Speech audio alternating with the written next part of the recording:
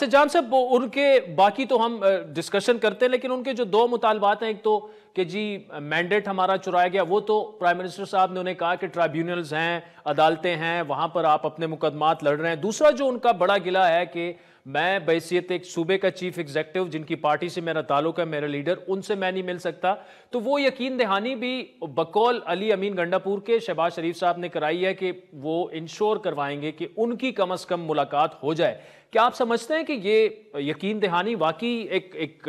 مثبت قدم ہے اور ملاقات ہونی چاہیے عمران خان صاحب سے ان کی؟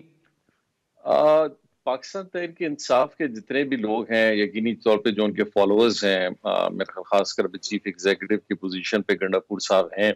اور اس بات کا اظہار کرنا پرائم منسٹر صاحب کے ساتھ، اور آج اسمبلی میں بھی میں نے دیکھا کہ ایک لیڈر آف دا اپوزیشن نے بھی اس بات کا اظہار خیال کیا ہے۔ یقینی طور پہ میرے خیال اس کے اندر کورٹس نے بھی ایک فیسیلیٹیشن دی ہے، اور حکومت کو اگر یہ ریکویسٹ کی گئی ہے ان کی طرف سے، اور اس چیزوں میں آہستہ آہستہ چیزیں آگے کی طرف بہتری کے لیے بڑھتی ہیں، تو پرائم منسٹر صاحب نے ڈیفینیٹلی جو ایشورٹی دی ہے اس کو ایک بڑے اچھے انداز میں انہوں نے اس کو دکھایا ہے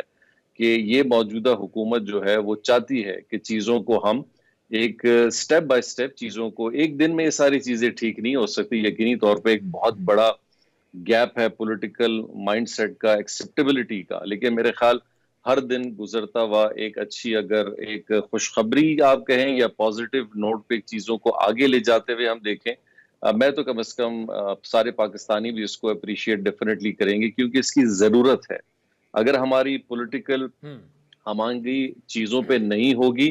تو جب ہم اکانومی کی بات کرتے ہیں، اسٹیبلٹی کی بات کرتے ہیں، وہ بہت مشکلات پہ پڑ جاتی ہیں۔ تو ایک اچھی صورت نظر آ رہی ہے جہاں پولیٹیکل لوگوں میں ایک کنسنسس ڈیولپ ہو